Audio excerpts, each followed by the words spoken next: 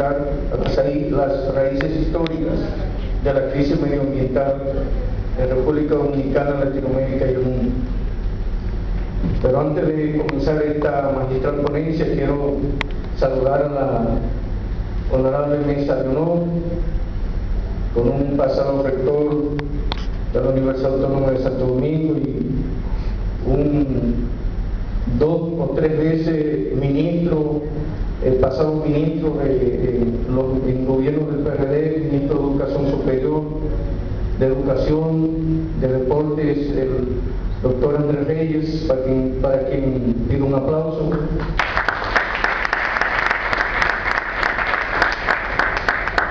El licenciado Sebastián Mujica, rector.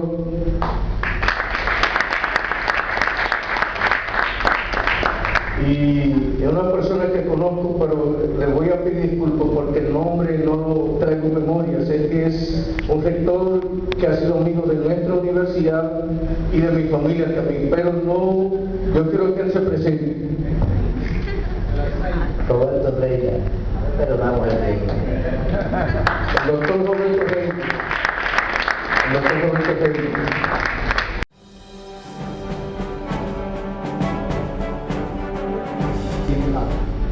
Podríamos decir las raíces históricas de la crisis ecológica, pero es mejor ambiental porque la ecología es una ciencia, ¿verdad? Y el medio ambiente sí es un elemento básico de estudio, de soluciones y problemáticas. Y me preguntarían, bueno, ¿y qué sentido tiene hablar de raíces históricas? Porque cuando uno habla de lo histórico, de alguna manera tiene que dar un giro y una vuelta al pasado, una mirada a lo que pasó. Y el problema del ambiente, el problema del medio, el problema de la biodiversidad no es de ayer, es un problema de hoy. Entonces, ¿por qué? Frente a una crisis de actualidad, entonces ir a las raíces de la problemática. Bueno, yo pienso que por muchas razones. Alguien decía que si no conocemos nuestra historia, estamos condenados a repetirla. Y además, como sucede con áreas como la medicina, ejemplo, cuando uno piensa en el problema del cáncer, ¿cuántas teorías posibles hay para explicar realmente la etiología y la razón del cáncer? Y muchos dicen, si realmente existiese una teoría certera para explicar la causa, ya el problema del cáncer hubiese estado definitivamente resuelto. Porque unos dicen que es una programación genética, otros dicen que es un problema viral, otros se lo achacan a problemas ambientales, otros a problemas de la alimentación. Y hay algunos naturistas que cuando ustedes navegan en internet aparecen diciendo que es de un flagelado, ¿verdad? De un protozoo y hasta con nombre. De manera que estudiar las causas es una capa no artificial, es una capa que existe naturalmente. En el caso del efecto de invernadero, esta capa que está por encima de la estratosfera es una capa creada por la misma contaminación humana, pero en el caso de la capa de ozono es una capa que ya existe, y esto es una capa protectora que se necesita, diferente a la que creamos con el monóxido de carbono y los resultados y productos de la energía fósil. La capa de ozono es una capa necesaria. ¿Por qué? Porque es como un filtro. ¿Qué filtra?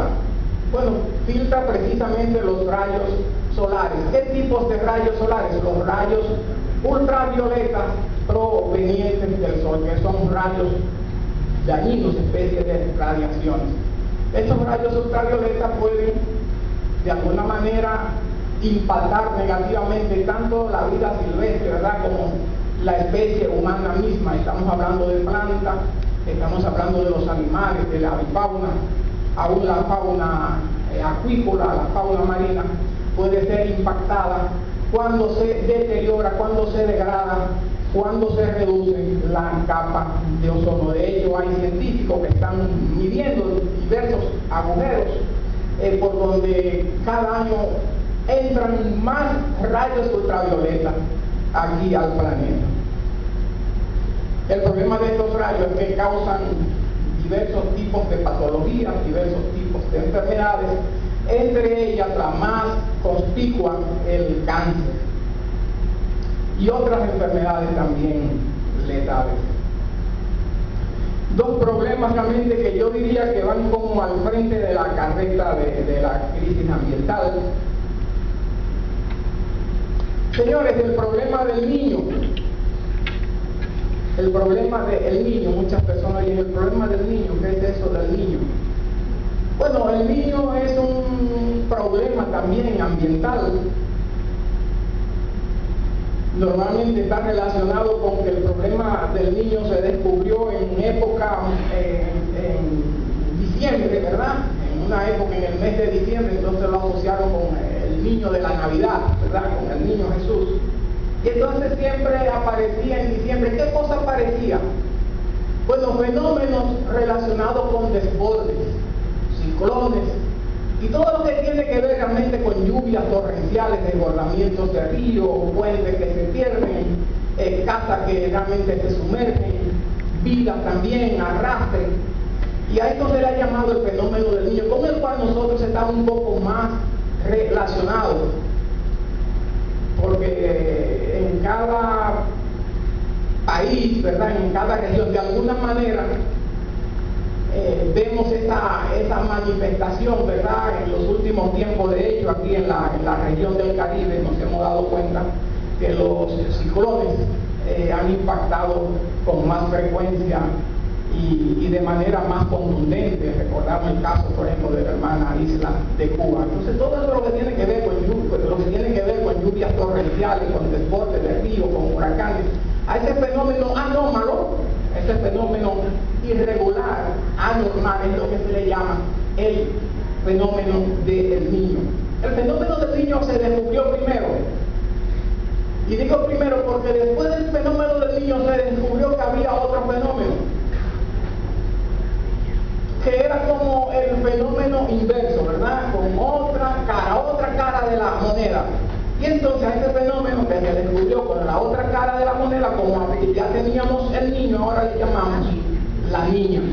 La niña es un fenómeno, si se quiere así, que se manifiesta de manera contraria a cómo se manifiesta el fenómeno del niño, en este caso con prolongada y larga sequía, ausencia de lluvia, temperaturas altas, suelos agrestes, secos, y una vida silvestre que sufre. Se mueren los animales, no hay agua realmente para irrigar las plantas, y lamentablemente los animales perecen por crisis de agua. Entonces a ese fenómeno le llamamos el fenómeno de la niña. Otro fenómeno menos visto, en este caso en los lares nuestros, es el problema de las lluvias ácidas.